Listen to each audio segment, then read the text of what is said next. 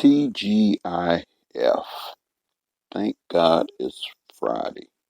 It's the start of a long weekend. We're going to dive into some sports talk, okay? We're looking at the college football season. It's definitely going to look very strange and unusual. So the question is how Appalachian State and the Group of Five are preparing for the 2020 college football season. As a matter of fact, I'm about to play some audio. It's a little bit lengthy, but the question leading into this audio says, does college football need a commissioner to unify the sport? So we're going to play this audio clip, so you just hang on. It's about 4 minutes long, and I'll be back with you, and we'll dive into this article. Because these conferences have not acted in a unified fashion, many have called for a commissioner of college football. Oliver, what would be the benefit of having a commissioner in college football if there is one? Well, I think the real focus ought to be on not necessarily an individual, but a unified voice, a voice that really encompasses all of college football. Think of the Joint Chiefs of Staff. There's one message that comes out, and that's, I think, the challenge we've seen this past, 4 or 5 months with the pandemic. Hey, Oliver, it's Kirk. I appreciate you joining us. I'd love to ask you a question about the possibility of the Power Five breaking away from the NCAA. My crystal ball is cloudy like everybody else's. I've always thought that, the breaking away talk was sort of silly chatter. But it's picked up a little bit of momentum, I think, because of this pandemic. And I think the pandemic has revealed all of the inadequacies and the fault lines that exist within college sports. Clearly, the Power Five schools, or let's call it the top 70 schools, 75 around the country in terms of football, they are really a sort of a league unto themselves in terms of how they operate. If they did break away in some form or fashion, you're going to need a group that is willing to sort of take on the responsibility of managing and orchestrating, and setting the rules, putting the rules in place, and enforcing those rules. Not unlike what the NCAA does. Here's what I've been thinking about. Do the Power Five commissioners really want someone to oversee them? Because right now they're making all the decisions and all the calls for those institutions, for their constituents, so to speak. And if you hired or you put in place a commissioner or a single entity to oversee college football, to oversee the Power Five, to oversee the commissioners, then you really negate the power of a Greg Sankey. You really negate the power of a Larry Scott or Bob Bowlesby. So I don't think they want that. What does the model need to look like if the collegiate model needs to evolve? Well, we believe in capitalism and free enterprise, and that's been afforded everyone except for college athletes, and particularly football and basketball players. Look, you can create that model if you follow the Olympic model, whatever you want to do, but what we're going to see is a rise of players being involved, trying to create the partnership that Oliver talked about. And to the extent that they do, they will not create a union. They can't create a union. They can have an association or something. There's some legal obstacles, but they want to be in a position to negotiate a share of revenues and to have the freedom to use their name, image, and likeness without the kinds of restrictions that the NCAA is talking about putting on them. Ron, I'm going to have to really sit down with you or somebody that can coach me up here to understand how this would lay out. And I understand it needs to change. I understand that the amount of money that's coming into the system in 2020 versus the amount of money coming in when you played or I played or Oliver played it's a different galaxy. And so we all have to understand that. But I still think that you have to be careful with intercollegiate athletics. To me, it's not the minor leagues for the NFL or the NBA. We debate so much about money, and we debate so much about players and what's right for them. I wish while we worked so hard to get name, image, and likeness and money, that we really worked hard at the grassroots level to teach men that are coming into these programs, guys, it's not just lip service. This is a game changer in your life. No matter if you play in the NFL or you don't, you've got to get your degree. So there you have that. And the article goes on. This is the ESPN article. It says, outside the window of his office, new Appalachian State head coach Sean Clark spent the summer watching construction crews hard at work on stadium renovations. There's fresh turf going on and a new complex in the end zone that Clark promises will be the class of the group of five. He's pretty sure it will even be a nicer step up than those at many Power 5 schools. There are new dorms being built, too. And so even during an off-season dealing with the coronavirus pandemic, there's been a buzz at App State. It's a good time to be on the mountain, local lingo for the school perched in the hills of Boone, North Carolina, and Clark would know. There has been a lot of winning in the past 3 decades, and Clark has been around for most of it. First as a player, then an assistant coach. He wanted an App State guy. We wanted an App State guy in that chair, Senator Noah Hannon said. I was very vocal about it on social media, vocal with the athletic director. In his early coaching days, Clark's wife would fret over the long hours. Why was he doing this? His answer was always the same. So one day I can be head coach at Appalachian State. That day came last December after a 13-win season in which App State beat North Carolina and South Carolina and won a Sun Belt title. Coach Eli Drinkwitz left for Missouri. Clark got the job, and then the pandemic happened just a few months later. And so, in a summer filled with disappointment in the Big Ten and Pac-12, with massive budget cuts in place such as Texas and Michigan, and with lingering uncertainty everywhere, App State and other Group of Five schools have largely suffered outside the spotlight, with budgets busted, players panicked, and games canceled. In the span of a few weeks in August, App State lost all 4 of its non-conference opponents, including a $1.2 million payday to go to Wisconsin and a chance to best its rival from just down the road at Wake Forest. It sucks, Mountaineers quarterback Zach Thomas said. Being at App, we still have a lot to prove. At App, you're not the team everyone talks about. You have to gain your respect. That respect will be missing this year. Part of the reason the Mountaineers are on the map is because of games such as their 34-32 win over Michigan at Ann Arbor in 2007, which marked one of the most momentous upsets in college football history. Back then, App State was still a FCS program. In 2014, it moved up to FBS. A year later, it won a bowl game. The next season, it won the league. Just 4 years after its first FBS game, App State found itself in the AP Top 25, and last year, a 3-point loss on a Thursday night to Georgia Southern was the only thing that kept the Mountaineers from an undefeated season. And as 2020 was set to begin, Clark could peer out his office window past the construction and out onto the horizon where App State had built its case as possibly the best team in the Group of Five and a legitimate contender for a New Year's Six bowl. In the aftermath of the decisions by the Big Ten and Pac-12 to cancel their fall football seasons, a tongue-in-cheek prediction started making the rounds on social media, one that gained real traction among UCF fans, for example. Perhaps now that there were just 3 power leagues, a member of the group of five might actually have a shot at a playoff berth.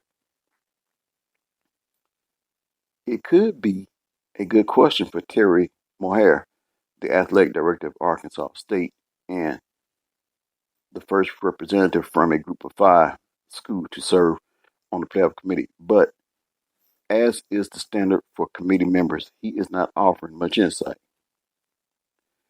They have a lot of talented and really smart people on the selection committee, and I really believe they'll pick the best four teams, Mohair said. The tricky part will be convincing anyone that a group of five school is one of those four teams, when all the good David versus Goliath matchups have evaporated. The Big Ten and Pac-12 are out, and the SEC is playing league-only games. The ACC and Big 12 will each play one game out of conference, but with reduced or non-existent capacity for fans. There wasn't much incentive to schedule a marquee matchup, so most have scheduled group of five bottom dwellers or FCS teams. So long, App State, Wisconsin, Temple, Miami, UCF, UNC, and dozens of other opportunities to prove the little guys can hold their own on the big stage. Our guys were excited to go play at Wisconsin in a great environment, and Wake Forest is an hour and a half down the road, App State AD Doug Gillen said. Our fan base was super excited. Things changed, and we know that. For us, that probably added pressure to rebuild the schedule that our student athletes would be excited to compete. Problem is, there aren't any games to be played in front of 100,000 screaming fans all rooting against you these days. What there might be, however, are more eyeballs at home suddenly interested in watching a Conference USA game because, well, there aren't many good alternatives in this makeshift college football season. Mohair offers the group of five a voice on the committee, but the reduced schedule of games could give the group of five an advantage in the court of public opinion, too. You can argue there's more eyeballs on us than ever has been, said Memphis AD Lard Veatch. There's less competition out there than there ever has been. There's opportunity that's unique in some ways, but it depends how the season plays out, how many games can be played, and so much that remains to be seen. If the landscape for 2020 still seems vague, there's reason for pessimism farther down the road too. For as much as smaller schools have come to rely on the revenue of guaranteed games from the Power 5, those games might start to look awfully pricey for big programs facing their own budget crunches. And while fans everywhere remember App State's win at Michigan, it's a moment Michigan fans would love to forget and a perfect reminder that there's not much upside for the Power 5 in giving the little guys a chance to pull the upset. So what happens if the 2020 model with more conference games among the Power 5 actually serves those leagues well? Our challenges are only exacerbated if the Power 5 decides to close ranks farther after this season, said Charlotte AD Mike Hill. If they get a taste of 10 games or no non-conference, that makes it more difficult for us. No one escaped the problems created by the coronavirus, but as Group of 5 programs go, Charlotte is in a pretty good spot. The 49ers lost their big payday against Tennessee, but Hill managed to find a replacement trip to nearby North Carolina, and a visit to Duke remains on the schedule. The chaos of the summer actually opened up a spot for App State, a rivalry game Hill and Gillen want to play every year, as soon as vacancies on their respective schedule allows for it. As for the budget, as enrollment numbers dip nationally, athletic departments relying on university transfer funds and student fees are being hit hard, Charlotte's budget requires less than most. And still, Hill wakes up each morning and wonders what new problem awaits. It's been nonstop adjustments, he said. It literally changes every day. You wake up and think you know what the world looks like, and something changes again. Perhaps the silver lining in the group of five, if there is one, is ADs such as Hill are used to working on thin budgets and making tough choices. So far this offseason, that's already translated into pay cuts, furloughs, scaled back operating costs, and, in the case of App State and others, cutting several sports. So far, Hill has avoided the worst of it, but the future is murkier. Charlotte's budget took a hit when Tennessee canceled. In North Carolina, fans won't be allowed in stadiums until at least October 4, meaning Charlotte now has just 3 home games that might allow for spectators. That's been a blow to donors and season tickets. Then there is testing, a routine that has only gotten more rigorous, and as the little guys try to hold to the same standards as the SEC, more expensive.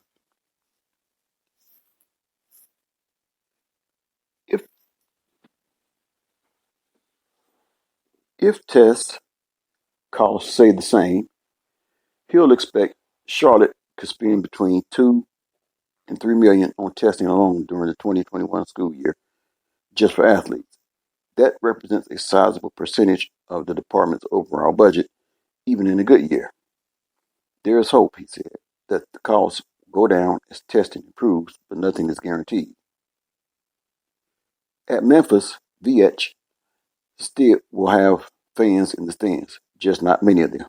For now, the Tigers looking at a cap of about 4,500 fans to allow for proper social distancing as required by the state, which means they'll be lucky to simply break even on the cost of hosting a game. For Veach, however, having people at games is bigger than the revenue. It's about giving his fans and donors a game to enjoy. Still, those attendance cuts hurt badly. While the SEC can continue to take in huge bundles of cash from TV deals, the AAC, Conference USA, and Sunbelt get just a fraction of that return. Season tickets, single game sales, and donations from boosters all account for a bigger slice of the pie. It's not the challenges facing the group of five. It's not that the challenges facing the group of five vary widely from those of the Power Five, but the scale is different and the potential fixes are a little scarier. The biggest concern is that the power brokers among the group of five have never had much leverage in the bigger picture, and that's been showcased in perfect clarity this summer. It's pretty clear who's driving the boat, Hill said, but we all knew that. So what does a year without full venues, payouts for road games against the big boys, and a dip in donations and season ticket sales mean for smaller schools? It's really difficult, Gillen said. Even when this started, folks were talking about this isn't a 1-year deal. It's a 3 to 5. It's 3 to 5. We're used to being proactive, but we're in a reactive place day to day. Early this summer, before the worst of the pandemic's impact on the sport was known, Thomas took a moment to imagine the scene.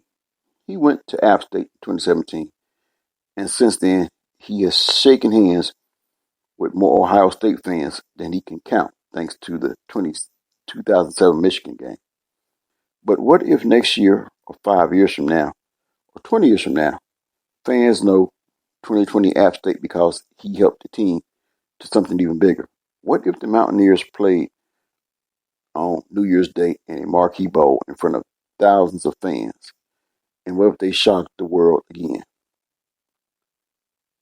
Everyone that knows App State knows about Michigan, but we've set a standard, Thomas said. I think people still overlook us and talk all about Michigan, but when we graduate, people are going to remember us for what we've done.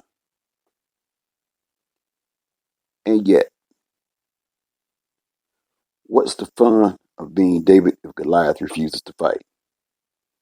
He's still the same hardened warrior, but without the scowling giant tumbling to the ground. The legend never takes root. It's certainly different, Gillen said. You almost have to start over.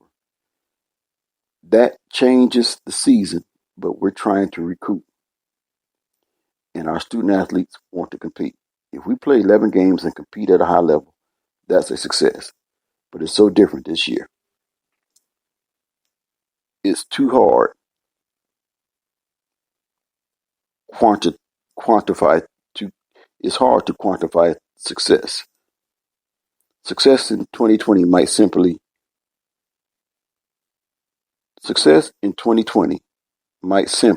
about staying afloat. Gillen said the economic fallout of the pandemic has forced tough decisions, but has also showcased some more cost-effective ways to manage the budget moving forward, such as using Zoom for recruiting more and flying coaches to far-off cities for Friday night high school games less. But the reality is, for the group of five, the future will largely be reactive to the pandemic, to budget challenges, to the whims of the Power Five. No one playing in the group of five has ever had any illusions about their status. It's just that before 2020, there was always a dream that a bigger stage awaits. That's still the hope at App State, Hannah said, even if there is no longer a clear path to that stage. In recruiting, we're the guys who are maybe a couple of inches shorter or a couple of pounds lighter, Hannah said. To go prove to those people what they passed up on is why you come to App State. And there you have that story. So yes, college football is definitely going to be looking quite different. But at the same time, it should be interesting to see who from the group of five can step up and seize the moment. Could it be an App State? Could it be a Memphis? Could it be a Cincinnati Bearcat? Could it be UCF?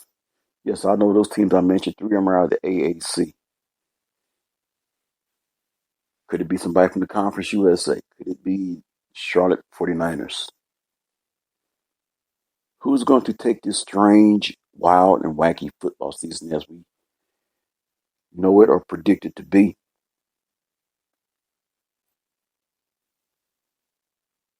Two Power Five conferences not playing.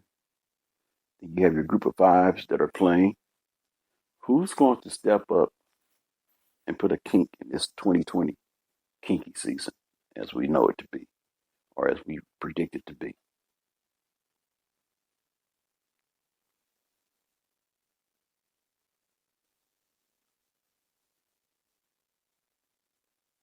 Thank you for tuning into my podcast. This is Anthony Smith